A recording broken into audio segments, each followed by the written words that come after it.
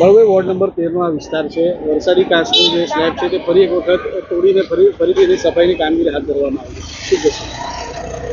Ward number 13માં Gangotri apartment હોય, બકરાવાડીથી આવતો રસ્તો હોય, ચોખંડીથી જવાહર સોસાયટી શ્રી શ્રદ્ધા થઈને રોડ જે આવતો હોય, એ રસ્તા પર છેલ્લા દર વર્ષે ચોમાસું આવે, ચોમાસું જાય એટલે તરત વરસાદી કાચની સફાઈની કામગીરી કરવામાં આવે. આખી ને આખી વરસાદી કાચનો સ્લેબ દર વર્ષે સ્લેબ તોડી નાખવામાં આવે, ફરીથી નવો સ્લેબ ભરી નાખવામાં આવે.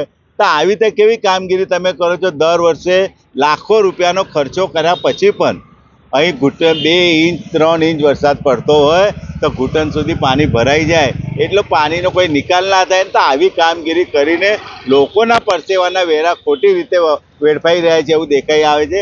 અમારી એવી માંગણી છે કે દર વર્ષે તમે સ્લેબ તોડી નાખવામાં આવે છે, દર વર્ષે સ્લેબ નવો ભરો તો કેટલો ખર્ચો થાય.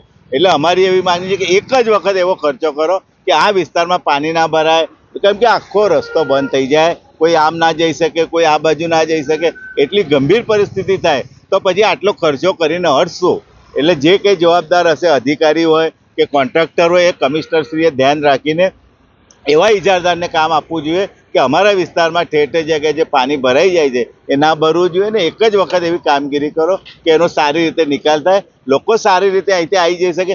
2 ઇંચ વરસાદ પડે તો ઘૂંટણ સુધી આ રસ્તા પર પાણી ભરાઈ જતું હોય છે. એટલે અમારી એવી માંગણી છે કે દર વર્ષે આપણે લાખો રૂપિયાનો ખર્ચો કરે છે તે એવી રીતે કરો કે વિસ્તારના લોકો સારી રીતે આવી જઈ શકે, ચોમાસામાં પાણી ના ભરાય એવી કામગીરી કરવી જોઈએ, એવી અમારી માંગણી.